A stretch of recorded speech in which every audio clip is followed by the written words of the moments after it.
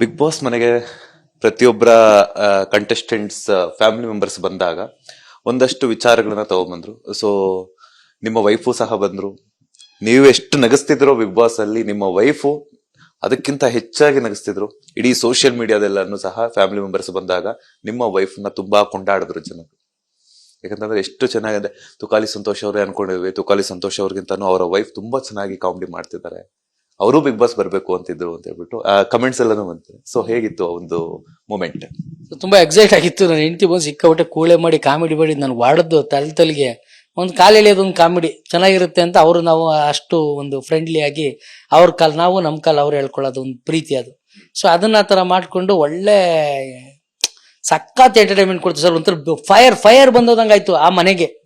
Big boss ಮನೆಗೆ ಒಂದು fire ಹಂಗೆ ಜಸ್ಟ್ ಪಾಸ್ ಆದಂಗೆ ಆಗ್ಬಿಡ್ತು.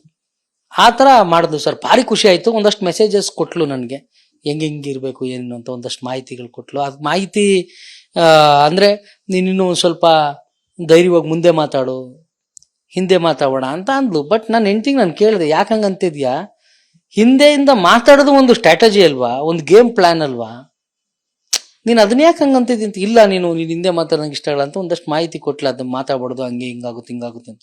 ಹೆಂಗಾಗುತ್ತೆ ಏನಾಗುತ್ತೆ ಅಂತ ನಂಗೆ ಚೆನ್ನಾಗಿ ಗೊತ್ತು.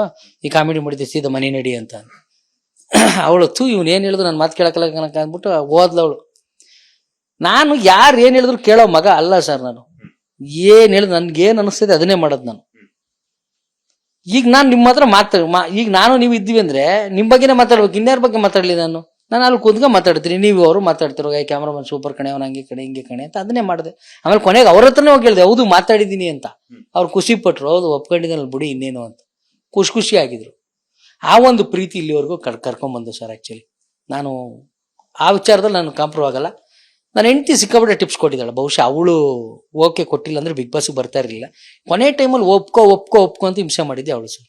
ಆ್ಯಕ್ಚುಲಿ ನಿಮ್ಮ ವೈಫ್ ಬಿಗ್ ಬಾಸ್ ಬಂದ್ಮೇಲೆ ಸೊ ಸಂಗೀತ ಅವ್ರಿಗೆ ಅಕ್ಕ ಅಂತ ಹೇಳ್ಬಿಟ್ಟು ಸೊ ಅವ್ರಿಗೆ ತುಂಬಾ ಸಪೋರ್ಟ್ ಮಾಡ್ತಾ ಇದ್ರು. ಸೊ ಏನ್ ಅನಿಸ್ತಿತ್ತು ಆ ಟೈಮಲ್ಲಿ ನಿಮ್ಗೆ ಅಂತ? ಏನ್ ಅನಿಸ್ತಿತ್ತು, ಸ್ವಲ್ಪ ಎದೆಯೊಳಗೆ ಬೆಂಕಿ ಹಾಕೊಂಡಂಗೆ ಆಗ್ತೈತಿ. ಇದು ಬಂದ್ಬಿಟ್ಟು ಇವ್ರಿಗೆ ಸಪೋರ್ಟ್ ಮಾಡ್ತಾ ಇತ್ತಲ್ಲಪ್ಪ ಅಂತ. ಅವಾಗ ಅವರು ನಾನು ಮಾತಾಡ್ತಾ ಇರಲಿಲ್ಲ ಕರೆಕ್ಟಾಗಿ ಸಂಗೀತ. ನಾನು ಅವ್ರು ಬಂದು ಹೋದ್ಮೇಲೆ ಆಕ್ಚುಲಿ ಇನ್ನೂ ಜಾಸ್ತಿ ಒಂದು ಬಾಂಡಿಂಗ್ ಆಯ್ತು. ಸಂಗೀತ ಅವ್ರು ಆಗ್ಲೇ ರೆಡ್ ರೋಸ್ ಕೊಟ್ಬಿಟ್ಟಿದ್ರು. ಅದಾದ್ಮೇಲೆ ನನ್ನ ಹೆಂಡತಿ ಬಂದು ಹೇಳಿದ್ಮೇಲೆ ಇನ್ನೊಂದಷ್ಟು ಬಾಂಡಿಂಗ್ ಜಾಸ್ತಿ ಆಯ್ತು. ಸ್ಟ್ರಾಂಗ್ ಲೇಡಿ ಸಂಗೀತ, ಒಂದು ಚೆನ್ನಾಗಿ ಆಡಬೇಕು ಅನ್ನೋದು ಅಷ್ಟೇ ಆಸೆ ಇತ್ತು ನಮಗೆ.